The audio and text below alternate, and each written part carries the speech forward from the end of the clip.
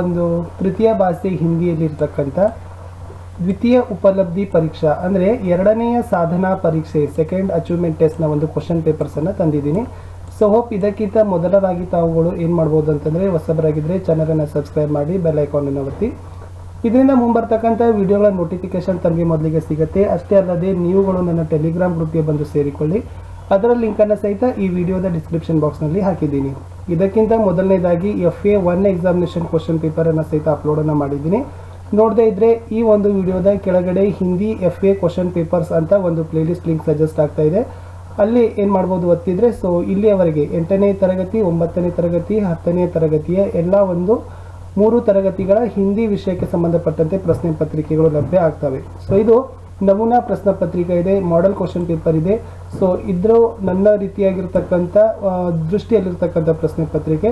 So ಬೇರೆ ಬೇರೆ ವಿಭಾಗದ ಬೇರೆ ಬೇರೆ ಶಿಕ್ಷಕರ ಸಹಿತ ಇವುಗಳನ್ನು ತಾವು ಏನು ಮಾಡ್ಬೋದು ಮಾರ್ಪಡಿಸಿಕೊಳ್ಳಬಹುದು, ಬದಲಾವಣೆಯನ್ನು ಸಹಿತ ಮಾಡಿಕೊಳ್ಳಬಹುದು.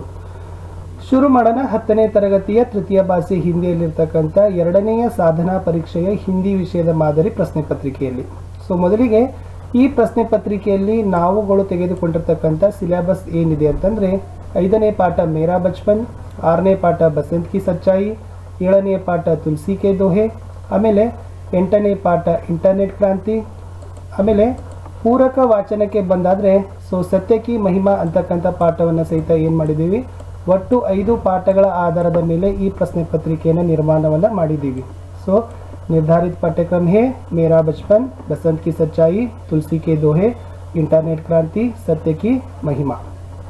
ಇನ್ನು ನಮೂನೆಗೆ ಅನುಸಾರ ಪರ್ ಅಂಕ ಭಾರಿತ ಯಾವೆಲ್ಲ ಒಂದು ಮಾದರಿಯ ಪ್ರಶ್ನೆಗಳನ್ನು ಕೇಳಿದ್ದೀವಿ ಅಂತಂದರೆ ಈ ಪ್ರಶ್ನೆ ಪತ್ರಿಕೆಯಲ್ಲಿರ್ತಕ್ಕಂಥದ್ದು ವಸ್ತುನಿಷ್ಠ ಪ್ರಶ್ನೆಗಳಿಗೆ 7 ಅಂಕಗಳನ್ನು ಕೊಟ್ಟಿದ್ದೀವಿ, ಲಘು ಉತ್ತರ ಪ್ರಶ್ನೆಗಳಿಗೆ 10 ಅಂಕಗಳನ್ನು ಕೊಟ್ಟಿದ್ದೀವಿ, ದೀರ್ಘ ಉತ್ತರ ಪ್ರಶ್ನೆಗಳಿಗೆ 3 ಅಂಕ ಕೊಟ್ಟಿದ್ದೀವಿ. ಸೊ ಟೋಟಲಿ ಈ ಕ್ವಶನ್ ಪೇಪರ್ ಇರ್ತಕ್ಕಂಥದ್ದು 20 ಮಾರ್ಕ್ಸ್ ಕ್ವಶನ್ ಪೇಪರ್ ಇರ್ತದೆ. ಮುಂದೆ ಪಾಠಕ್ಕೆ ಆಧಾರ ಪರ್ ಅಂಕ ಭಾರಿತ, ಹಾಗಾದರೆ ಲೆಸನ್ ಮೇಲೆ ವೇಟೇಜನ್ನು ಸಹಿತ ಕೊಟ್ಟಿದ್ದೀವಿ. ಯೂನಿಟ್ ಮೇಲೆ ಇರ್ತಕ್ಕಂಥ ವೇಟೇಜ್ ಮಾರ್ಕ್ಸ್ ಡಿಸ್ಟ್ರಿಬ್ಯೂಷನ್ ಏನಿದೆ ಅಂತಂದರೆ ಸೊ ಮೇರಾ ಬಚ್ಪನ್ ಅಂತಕ್ಕಂಥ ಪಾಠಕ್ಕೆ 3 ಅಂಕದ ಒಂದು ವೇಟೇಜ್ ಇದೆ. ಬಸಂತ್ ಕಿ ಸಚ್ಚಾಯಿ ಪಾಠದಲ್ಲಿ 4 ಅಂಕ, ತುಳಸಿ ಕೆ ದೋಹೆಗೆ 4 ಅಂಕಗಳ ಹಂಚಿಕೆ ಮಾಡಿದ್ದೀವಿ. ಇಂಟರ್ನೆಟ್ ಕ್ರಾಂತಿ ಪಾಠಕ್ಕೆ 4 ಅಂಕ, ಸತ್ಯ ಕಿ ಮಹಿಮಾ ಅಂತಕ್ಕಂಥ ಪೂರಕ ವಾಚನಕ್ಕೆ 2 ಅಂಕ, ವ್ಯಾಕರಣಕ್ಕೆ 3 ಅಂಕ. ಸೊ ಟೋಟಲಿ ಏನು ಮಾಡಿದ್ದೀವಿ 30 ಮಾರ್ಕ್ಸ್ಗಳನ್ನು ಏನು ಮಾಡಿದ್ದೀವಿ ಡಿಸ್ಟ್ರಿಬ್ಯೂಟನ್ನು ಮಾಡಿದ್ದೀವಿ. ಮುಂದೆ ಹೋಗೋಣ ಪ್ರಶ್ನೆ ಪತ್ರಿಕೆ. ಸೊ ಪ್ರಶ್ನೆ ಪತ್ರಿಕೆ ನಮೂನೆಗಳ ಬಗ್ಗೆ ನೋಡೋದಾದರೆ ಈ ಥರನಾಗಿರ್ತಕ್ಕಂಥ ಪ್ರಶ್ನೆ ಪತ್ರಿಕೆಯನ್ನು ನಾವು ಸೆಟ್ಟನ್ನು ಮಾಡಿದ್ದೀವಿ. ಪ್ರಶ್ನೆ ಪತ್ರಿಕಾ ಅಂಕ 20, ಸಮಯ 60 ಮಿನಿಟ್. ಇದು 20 ಅಂಕಗಳ ಪ್ರಶ್ನೆ ಪತ್ರಿಕೆ. ಉತ್ತರಿಸಲಿಕ್ಕೆ ಕೊಟ್ಟಿರ್ತಕ್ಕಂಥ ಸಮಯ 60 ನಿಮಿಷಗಳು. ಮುಖ್ಯ ಪ್ರಶ್ನೆ 1 ಏನಿದೆ ಅಂತಂದರೆ निम्नलिखित प्रश्नों के लिए 4 विकल्प सुझाए गए हैं, उनमें से सर्वाधिक उचित विकल्प चुनकर उसके संकेताक्षर सहित पूर्ण रूप से लिखिए. ಈ ಪ್ರಶ್ನೆಗಳಿಗೆ 4 ವಿಕಲ್ಪಗಳನ್ನು ಆಯ್ಕೆಗಳನ್ನು ಕೊಟ್ಟಿದ್ದೀವಿ. ಅದರಲ್ಲಿ ಎಲ್ಲಕ್ಕಿಂತ ಮಿಗಿಲಾಗಿರ್ತಕ್ಕಂಥ ಅಂದರೆ ಉಚಿತವಾಗಿರ್ತಕ್ಕಂಥ ಸೂಕ್ತವಾದ ಆಯ್ಕೆಯನ್ನು ಅದರ ಕ್ರಮಾಕ್ಷರದೊಂದಿಗೆ ಆರಿಸಿ ಬರಲಿಕ್ಕೆ ಹೇಳಿದ್ದೀವಿ. ಸೊ ಫಸ್ಟ್ ಕ್ವಶನ್ ಇತ್ತು ವಿದ್ಯಾಲಯ ಶಬ್ದ ಮೇ ಸಂಧಿ ಹೇ ಗುಣ, ಅಯಾದಿ, ವೃದ್ಧಿ, दीर्घ. देश प्रेम शब्द में समास है तत्पुरुष, अव्ययी भाव, द्विगु, कर्मधारय. कहाँ चोट लगी है बेटा वाक्य में प्रयुक्त विराम चिन्ह है अल्प विराम, अर्ध विराम, प्रश्नवाचक, पूर्ण विराम. ಸೊ ಪ್ರಶ್ನೆ ನೋಡಿ. ಸೊ ಅದರಲ್ಲಿರ್ತಕ್ಕಂಥ ಒಂದು ಆಯ್ಕೆಗಳಲ್ಲಿ ಸರ್ವಾಧಿಕ ಉಚಿತವಾಗಿರ್ತಕ್ಕಂಥ ಆಯ್ಕೆಗಳನ್ನು ಕ್ರಮಾಕ್ಷರ ಸಹಿತ ಬರಿಬೇಕಿತ್ತು. ಇವು 3 MCQಗಳನ್ನು ಇಟ್ಟಿದ್ದೀವಿ. ಇನ್ನು ಮುಂದೆ 2ನೇ ಪ್ರಶ್ನೆ ಇದೇನಂತಂದರೆ ನಿಮ್ನಲಿಖಿತ ಪ್ರಶ್ನೋಕ್ಕೆ ಉತ್ತರ ಏಕ್ ವಾಕ್ಯ ಮೇ ಲಿಖಿಯೇ. ಈ ಕೆಳಗಿನ ಪ್ರಶ್ನೆಗಳಿಗೆ ಉತ್ತರಗಳನ್ನು ಒಂದೊಂದು ವಾಕ್ಯದಲ್ಲಿ ಬರಿಬೇಕಿತ್ತು. ಅಬ್ದುಲ್ ಕಲಾಂ ಜಿ ಕಾ ಜನ್ಮ ಕಹಾ ಹುವಾ. ಸೊ ಅಬ್ದುಲ್ ಕಲಾಂ ಜಿ ಅವರ ಜನ್ಮ ಎಲ್ಲಿ ಆಯಿತು. ಸೊ 5ನೇದಿತ್ತು ಪಂಡಿತ್ ರಾಜ್ ಕಿಶೋರ್ ಕ್ಯಾ ಕಾಮ್ ಕರ್ತೆ ಥೆ. ಪಂಡಿತ್ ರಾಜ್ ಕಿಶೋರ್ ಅವರು ಏನು ಕೆಲಸ ಮಾಡಿಕೊಂಡಿದ್ದರು ಅಂತ 2 ಪ್ರಶ್ನೆಗಳು ಒಂದು ವಾಕ್ಯಕ್ಕೆ ಕೇಳಿದ್ದೀವಿ. ಇನ್ನು ಪ್ರಶ್ನೆ ಸಂಖ್ಯೆ 3ಕ್ಕೆ ಹೋಗೋದಾದರೆ ಅನುರೂಪತಾ ಇದೆ. ಮೊದಲ 2 ಪದಗಳ ಸಂಬಂಧವನ್ನು ಗ್ರಹಿಕೆಯನ್ನು ಮಾಡಿ 3ನೇ ಪದದ ಸಂಬಂಧವನ್ನು ಬರಿಬೇಕು. ಸೊ ಇಲ್ಲಿ 2 ಪ್ರಶ್ನೆಗಳನ್ನು ಇಟ್ಟಿದ್ದೀವಿ. ಸೊ ಪ್ರತಿ ಪ್ರಶ್ನೆಗೆ 1 ಅಂಕ, ಒಟ್ಟು 2 ಅಂಕಗಳು ಈ ಒಂದು ಮಾದರಿಯ ಪ್ರಶ್ನೆ ಪತ್ರಿಕೆಗೆ. ಮಾದರಿಯ ಪ್ರಶ್ನೆಗಳಿಗೆ ಇದೆ ಅನುರೂಪತಾ.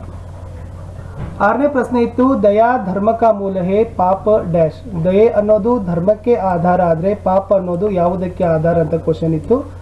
ಸೊ ಅದು ಇದೆ. 7ನೇದಲ್ಲಿ ವಿಡಿಯೋ ಕಾನ್ಫರೆನ್ಸ್ ಅಂದರೆ ವಿಚಾರ ವಿನಿಮಯ ಇದೆ. ಈ ಪ್ರಶಾಸನ ಅಂದರೆ ಏನು ಅಂತಕ್ಕಂಥದ್ದು. ಸೊ ಇವು 2 ಅನುರೂಪತಾ ಮಾದರಿಯಲ್ಲಿ ಕೇಳಿರ್ತಕ್ಕಂಥ ಪ್ರಶ್ನೆಗಳು. ಇನ್ನು ಮುಂದಿನ ಪ್ರಶ್ನೆಗೆ ಹೋಗೋದಾದ್ರೆ ಪ್ರಶ್ನೆ ಸಂಖ್ಯೆ 4 ಇತ್ತು. ಕೆಳಗಿನ ಪ್ರಶ್ನೆಗಳನ್ನ 2-3 ವಾಕ್ಯಗಳಲ್ಲಿ ಉತ್ತರಗಳನ್ನ ಬರೀಬೇಕು. ನಿಮ್ನಲಿಖಿತ ಪ್ರಶ್ನೆ के उत्तर 2-3 ವಾಕ್ಯೋं में लिखे. 2-3 ವಾಕ್ಯಗಳಲ್ಲಿ ಬರೀತಕ್ಕಂಥ ಒಟ್ಟು 5 ಪ್ರಶ್ನೆಗಳಿದಾವೆ. ಪ್ರತಿಯೊಂದಕ್ಕೂ 2 ಅಂಕ. ಸೊ ಒಟ್ಟು 10 ಅಂಕಗಳನ್ನ ಈ ಮಾದರಿಯ ಪ್ರಶ್ನೆಗೆ ಇಟ್ಟಿದ್ದೀವಿ. ಅದರಲ್ಲಿ 8ನೇ ಪ್ರಶ್ನೆ ಇತ್ತು, ಜೈನುಲ್ ಆಬ್ದೀನ್ ನಮಾಜ್ ಕೆ ಬಾರೆ ಮೇ ಕ್ಯಾ ಕಹತೆ थे. ಸೊ ಜೈನುಲ್ ಆಬ್ದೀನ್ ಅವರು ನಮಾಜ್ ಬಗ್ಗೆ ಏನ್ ಹೇಳ್ತಾ ಇದ್ರು ಅಂತಕ್ಕಂಥದ್ದು 8ನೇ ಪ್ರಶ್ನೆ. 9ನೇ ಪ್ರಶ್ನೆ ಇದೆ, ಬಸಂತ್ ಏಕ್ ಇಮಾನ್ದಾರ್ ಲಡ್ಕಾ ಹೇ ಕೈಸೆ. ಬಸಂತ್ ಒಬ್ಬ ಪ್ರಾಮಾಣಿಕ ಹುಡುಗ ಅಂತ ಹೇಳ್ತಾರೆ, ಹೇಗೆ ಅಂತಕ್ಕಂಥ ಪ್ರಶ್ನೆನ ಸಹಿತ. ಸೊ ಎಲ್ಲಕ್ಕಿಂತ ಮೇನ್ ಆಗಿರ್ತಕ್ಕಂಥ ಒಂದು 3 ಅಂಶಗಳನ್ನ ಬರೆದ್ರೆ ಸಾಕು. ಪ್ರಶ್ನೆ 10, ಸೋಷಿಯಲ್ ನೆಟ್ವರ್ಕಿಂಗ್ ಏ ಕ್ರಾಂತಿಕಾರಿ ಖೋಜ್ ಹೇ ಕೈಸೆ. ಸೊ ಸಾಮಾಜಿಕ ಜಾಲತಾಣಗಳಂತ ಏನು ಕರಿತೀವಲ್ಲ, ಅವು ಬಹಳಷ್ಟು ಇವತ್ತೊಂದು ಕ್ರಾಂತಿಕಾರಿ ಅನ್ವೇಷಣೆಗಾಗಿದ್ದಾವೆ, ಸಂಶೋಧನೆ ಆಗಿದ್ದಾವೆ, ಹೇಗೆ ಅಂತಕ್ಕಂಥ ಪ್ರಶ್ನೆ ಇತ್ತು.